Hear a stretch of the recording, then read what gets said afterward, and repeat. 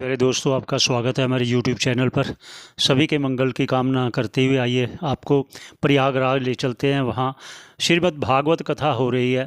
जैसा कि रोज़ आप श्रवण कर रहे हैं, हमारा प्रयास है कि मौनी अमावस्या तक हमारा प्रयास रहेगा कि श्रीमद् भागवत कथा का श्रवण किया जाए और आपको भी करवाया जाए। आप सभी के मंगल की कामना करते हुए आइए श्रवण शुरू करते हैं श्रीमद् भागवत कथा का। आप हमारे साथ जुड़े रहिए।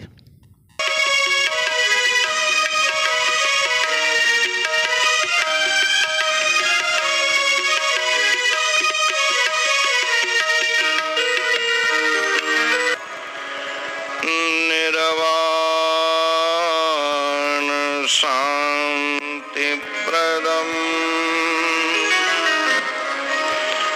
ब्रह्मा शंभुफणेन्द्र सेव्यमनिशं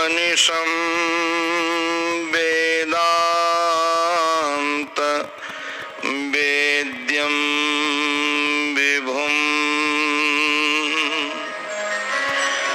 रामाख्यं जगदीश्वरं सुरगुरुं माया मनुष्यं हरिं वन्देऽहं करुणाकरं रघुवरं भूपाल चूड़ामणिम्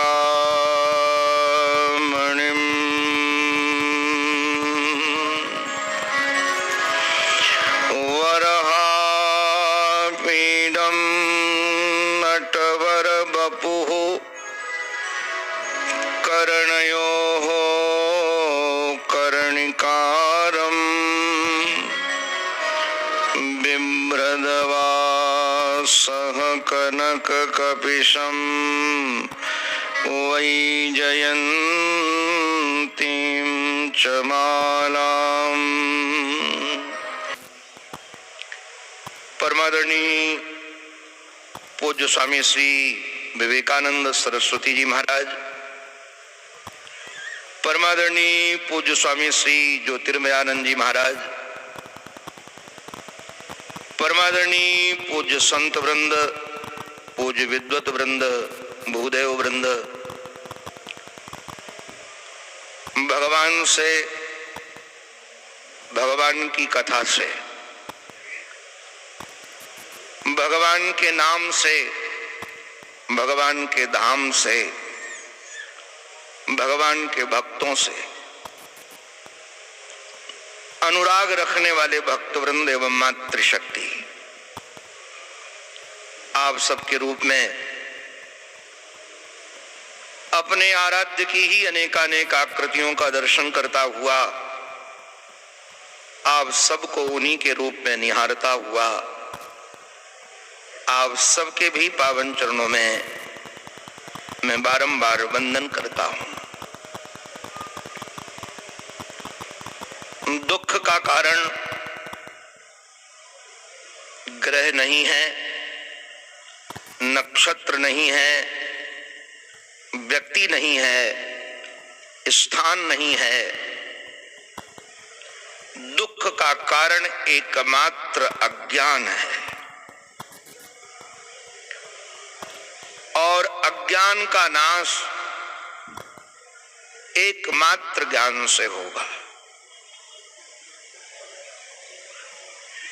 इसलिए श्रुतियां कहती हैं, ऋते ज्ञानान न मुक्ति। जब तक आपको ज्ञान नहीं होता है तब तक मुक्ति संभव ही नहीं है, क्योंकि किसी अन्य कारण से बंधन होता तो कारण के निवारण से बंधन मुक्त हो जाता। एकमात्र यदि अज्ञान कारण है, नासमझी कारण है, अविवेक कारण है, तो ज्ञान के अतिरिक्त उसका कोई कारण का निवारण हो ही नहीं सकता है। अब ज्ञान हमें हो, हमारे गुरुजन आवरण भंग करे भी, किंतु मन मलिन है, चंचल है, इसमें ज्ञान ठहरेगा कैसे? इसलिए ज्ञान की प्राप्ति के लिए कुछ प्रयास हैं। निष्काम सेवा, निष्काम कर्मयोग, भक्ति योग, ज्ञान योग तो भगवान की कृपा से, गुरुदेव की कृपा से सहज प्रकट हो जाता है। इसी रहस्य को पुराणकार ने बड़ी पवित्रता के साथ, बड़ी सजगता के साथ, बड़ी सावधानी के साथ रखा है। मनुष्यों के मूल श्रद्धा और विश्वास ही है। मनु और शत्रुपा की संतान हैं हम सब। मननात्मक वृत्ति, शत्रुपा माने श्रद्धा स्वरूपा। कल हम सब श्रवण कर रहे थे कि इनसे 3 बेटियां हुई, आकुति, देवहूति और प्रसूति। आप सब कभी विचार करेंगे, सृष्टि के प्रारंभ में ये सृजन के मूल में थे। अनंत काल बीत गया है, 4,32,000 वर्ष का कलयुग, 8,64,000 वर्ष का द्वापर, इससे दुगना त्रेता, इससे फिर हमारा दुगना सतयुग, और 28 चतुर्युगी बीत चुके हैं। और एक नहीं, 28 व्यास हो चुके हैं। केवल कृष्ण द्वैपायन ही व्यास नहीं है, कभी ब्रह्मा जी व्यास बने तो कभी सनकादि व्यास बने, तो कपिल बने, कभी व्यास बने। अनंत काल बीत गया क्रम का। अब उसका अनंत काल बीते हुए लोगों की चर्चा का प्रयोजन क्या है? आप लोग शायद इसको समझ सकेंगे। कोरोना काल में रोग कैसे होता था? कोई कुपथ्य खाने से। कोरोना के कीटाणु कहीं पड़े हैं, आपका हाथ स्पर्श हुआ और हाथ वो मुख या नाक में गया, आप रोगी बन गए। वो नासिका और मुख से प्रविष्ट कर जाता था रोग। आप केवल श्रवण करिए, मनन और निधिध्यासन करिए, आपको निष्काम कर्म की आवश्यकता नहीं पड़ेगी। ये श्रवण ही आपके अंतःकरण की मलिनता मिटा देगा। श्रवण ही आपके मन का चांचल्य मिटा देगा। ये श्रवण ही आपको बोध करा देगा। इसलिए श्रवण की बहुत महिमा है। शिव पुराणकार ने, विष्णु पुराणकार ने, श्रीमद् भागवत महापुराणकार ने, इसलिए नवधा भक्ति में पहले श्रवण भक्ति ही स्वीकारा है। श्रवणम कीर्तनम विष्णो हो, स्मरणम पाद सेवनम, अर्चनम बंदनम दास्यम, सख्यमात्म निवेदनम। तो ये जो श्रवण है इसका बहुत महात्म है। यदि आप संसारी चर्चा श्रवण करेंगे तो भवरोग के रोग से रोगी हो जाएंगे, और यदि आप भगवत चर्चा श्रवण करेंगे, विशुद्ध तत्व की चर्चा श्रवण करेंगे, या श्रवण आपको समझ में भी ना आए, कितनी बढ़िया बात है। वेदांत की चर्चा यदि आपके श्रवण करने के बाद भी यदि आपको समझ में ना आए, तब भी आपको भवरोग से निकाल देगी। ये भवरोग औषधि है। इसलिए कई बार लगता है कि पुराणों में जो राजा रानी की कहानी है, उस कहानी का मतलब क्या है, क्या प्रयोजन है। अब कोई हरिश्चंद्र नाम के राजा हुए होंगे, कोई अम्बरीश नाम के राजा हुए होंगे, कोई दशरथ जी नाम के राजा हुए होंगे। इन राजाओं से हमारा क्या लेना देना। कोई मनु नाम का राजा हुआ है, इससे हमारा प्रयोजन क्या है। श्री ऋषभदेव जी महाराज जैसे राजा हुए, भरत जी महाराज जैसे राजा हुए, इन राजाओं से हमारा प्रयोजन क्या है।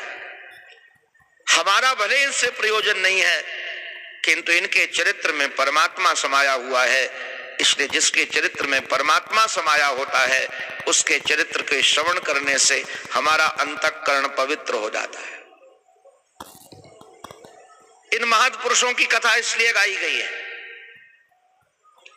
मैं तो बीच बीच में अवलोकन करता रहता हूं, भगवत कृपा से 3 वर्षों तक प्रातःकाल और सायंकाल दोनों टाइम जाकर गुरु चरणों में श्रीमद् भागवत महापुराण का अध्ययन किया है। मैं पल्लवग्राही वक्ता नहीं हूं कि 2 शब्द यहां से सुने, 2 शब्द यहां से सुने, 2 नोट्स यहां से बनाए। आज तक कभी नोट्स नहीं बनाया है और कभी नोट्स बनाने की इच्छा भी नहीं हुई। मूल ग्रंथ से संबंध रख करके उस ग्रंथ को अपना आराध्य समझ करके हमने आराधना की है। उस आराधना के अवलंबन पर कुछ बातें आप तक मैं पहुंचाना चाहता हूं। समय की मर्यादा में हमारे पास आज लक्ष्य बहुत दूर है, समय कम है।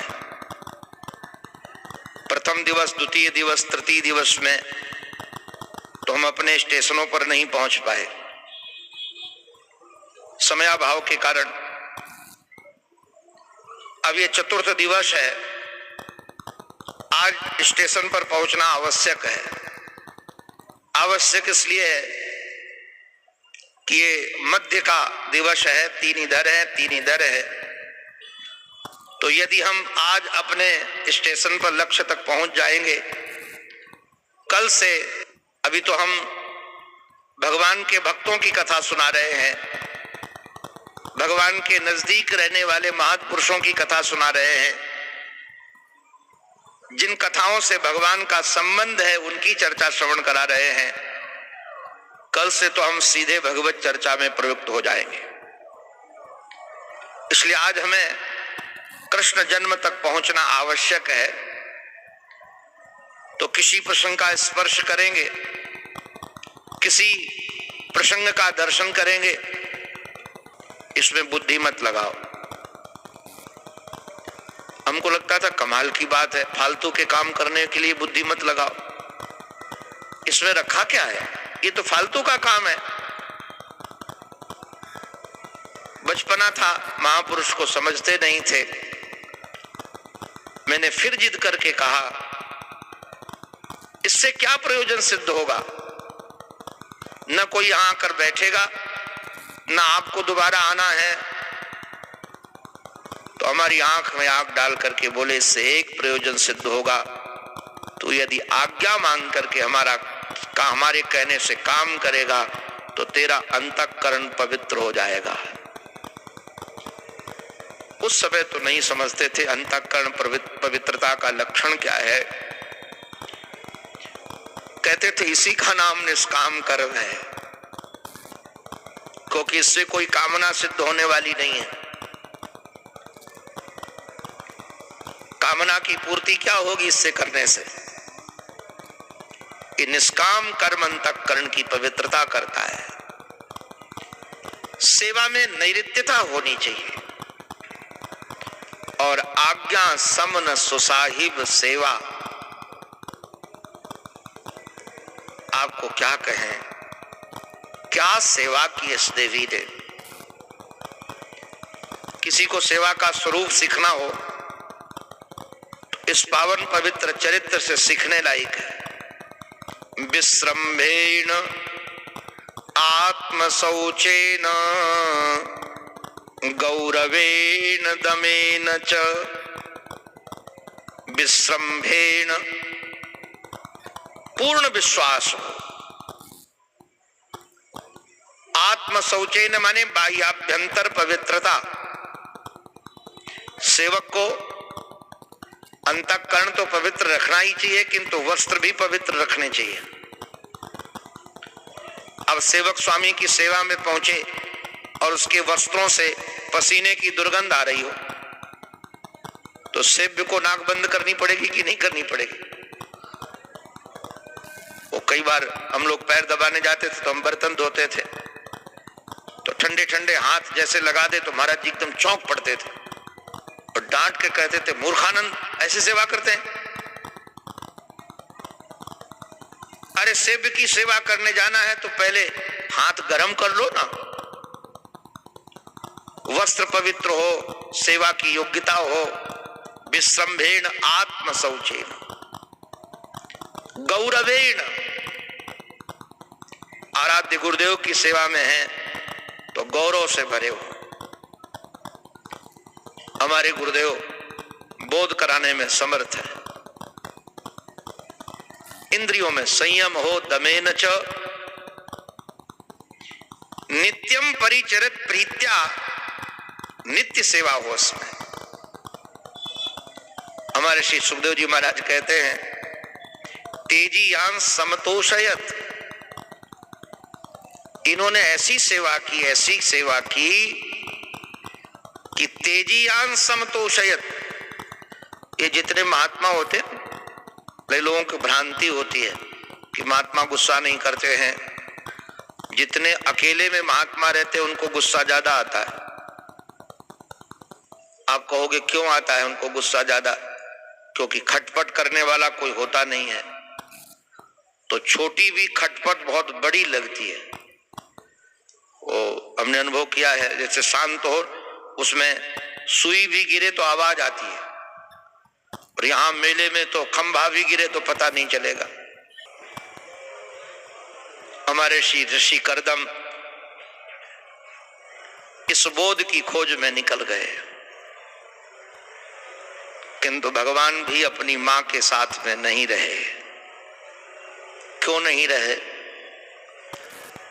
मेरी एक अनुभूति है, एक सामीप्य दोष होता है। आप परमात्मा के साथ भी रहोगे तो कुछ न कुछ दोष दर्शन करने लगोगे, क्योंकि जो होता है वो दिखता नहीं, जो हमारे हृदय में होता है वो दिखता है। हमारे हृदय में लोभ होगा तो सब लोभी दिखेंगे, हमारे हृदय में काम होगा तो सब कामी दिखेंगे, हमारे हृदय में यदि क्रोध होगा तो सब क्रोधी दिखेंगे। वो हमारे पूज्य संत चरण सुनाते हैं कि हनुमान जी महाराज बानरों को लंका का वर्णन कर रहे थे, तो कहा अशोक वाटिका में सब फल लाल लाल थे, कोई भी हरा नहीं था, एकदम लाल थे। बानरों ने कहा कोई फल तो कच्चे होंगे, बोले नहीं सब लाल थे। तो बानरों ने कहा कि मुझे समझ में नहीं आ रहा, बोले जानकी माँ से पूछ लिया जाए, वो वहां रही है। उनसे पूछा गया तो मां मुस्कुराने लगी और मुस्कुरा करके कहा कि पवन पुत्र तुम उस समय क्रोध में थे, इसलिए तुमको सब लाल लाल ही दिख रहा था। हमें संसार कभी लोभी दिखता है, कभी कामी दिखता है। हमारे ब्रज में एक महात्मा है, बड़े सिद्ध संत हैं, किशोरी जी श्री राधा रानी उनसे बात करती है, और बड़े, ये प्रयागराज का ही कहीं का शरीर है उनका, करीब 60 साल से शायद ब्रज में रह रहे हैं, छोड़कर जाते नहीं हैं। वो प्रयागराज भी नहीं आते। एक दिन मैं उनके श्री चरणों में बैठा था तो हमसे बोले महात्मा ये संसार का ज्यादा ध्यान मत रखना, अपनी मौज में जीना, हमने कहा महाराज जी कैसे ध्यान न रखे? तो उन्होंने कहा कि कुछ वर्ष पहले मेरी बहन, उनको पता चला कि मैं महात्मा बन गया हूं, तो ब्रजवाई घूमने के लिए, सगी बहन थी, तो वहां भी केदारनाथ है हमारे ब्रज में, तो बोले केदारनाथ घुमाने के लिए उसको ले गया। छोटी भगनी थी और ब्रजवासी बालकों ने देखा, ओ का ये देख बाबा कोई बढ़िया छोरी पटा के ले आयो है, अच्छी छोरी में हाथ डालो है यानी। अब लीजिए, सगी भगनी है किंतु चित्त में काम भरा है, तो सोचेंगे निश्चित रूप से कामना के अलावा कुछ हो ही नहीं सकता है। ये संसारी ओम जन्म की वासना भरी होती है, उनके पास कोई आ जाए, कोई बूढ़ी स्त्री भी आ जाए, बाबा चंचल यहाँ के पास स्त्रियां ही बैठी रहती हैं सब, यहाँ के पास कोई दूसरो आवे ही ना है। अरे तेरी खोपड़ी में काम बसा हुआ है। और कई आकर, अरे देख देख हम लोग तो महाराज इतना ना इकट्ठा करें, ये बाबा जी कुंभ में से भी आकर इतना माल इकट्ठा करने आवे, तभी तो भंडारा खाने जावे। अगर माल इकट्ठा करने को मन ना हो तो काहे को भंडारा में काहे को जावे? ये हमारे हृदय में लोभ भरा हुआ है, इसलिए हमको जगत लोभी दिख रहा है। बहुत समझने लायक बात है, ये विचार करने लायक बात है। इसलिए सामीप्य दोष से बचें। पितृभ्याम पितरी प्रस्थिते रण्ये, पितरी प्रस्थिते रण्ये मातुः प्रिय चिकीर्षया तस्मिन् बिंदु सरेद वासीद भगवान कपिल किल। पिताजी तो बन चले गए थे और भगवान कपिल विमान में नहीं रहे। विमान के बिंदु के सरोवर किनारे त्याग करके विमान बिंदु सरोवर के किनारे झोपड़ी बनाकर रह रहे हैं। किंतु मानस में है कि मां को जिज्ञासा जगे।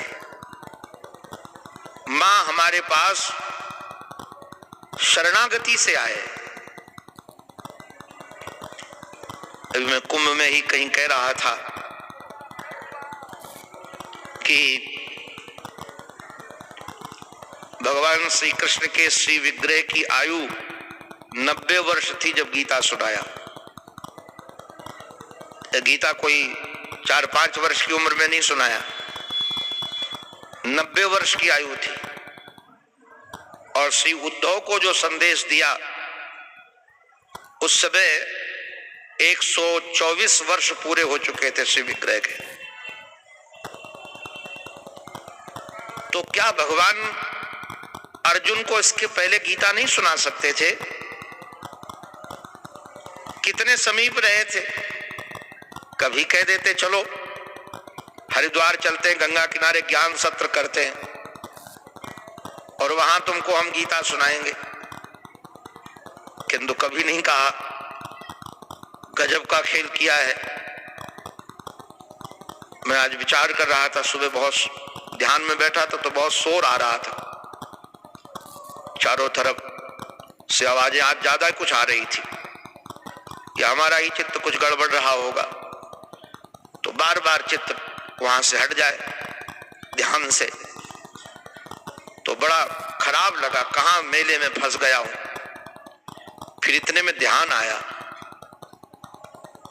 कि वहां तो चारों तरफ सेनाएं खड़ी थी, शंखत ध्वनि हो चुकी थी, हाथी कोई मौनी बाबा नहीं थे, घोड़े लोग भी जो रथ में महाराज जुटे हुए थे उन्होंने भी कोई एकादशी मौन नहीं रखा था। घोड़े हिनना रहे थे, हाथी चिल्ला रहे थे। रणांगन में चारों तरफ शोर शोर था और ऐसे वातावरण में हमारे श्री कृष्ण ने अर्जुन को गीता का ज्ञान सुना दिया। हमने कहा कि इतना गीता जैसा दिव्य ज्ञान यदि रणांगन में श्री कृष्ण सुना सकते हैं तुम अपने मन को कह रहे थे कि तुम्हारी यहां मेले में भी ध्यान नहीं कर सकते हो तो कहां करोगे, चुपचाप बैठ जा। ये वहां क्यों सुनाया, उसके पहले क्यों नहीं सुनाया? उसके पहले अर्जुन के जीवन में कभी शरणागति नहीं आई थी। एक अध्याय गीता का भी बीत गया, द्वितीय अध्याय सांख्य योग के भी महाराज जी 10 श्लोक बीत गए। उसके बाद गीता का प्रवचन प्रारंभ है। कब प्रारंभ है? जब अर्जुन कहते हैं शिष्यस्ते हम साध इमाम त्वाम प्रपन्न। आजकल लोग समझते हैं शरणागति बहुत सरल है। ये जो प्रपन्न शब्द का अर्थ है गीता में, ये बहुत गंभीर है। ये जो पैर का तलवा होता है उसको प्रणिपत कहते हैं। प्रणिपत, जैसे कोई पैर के नीचे आ जाए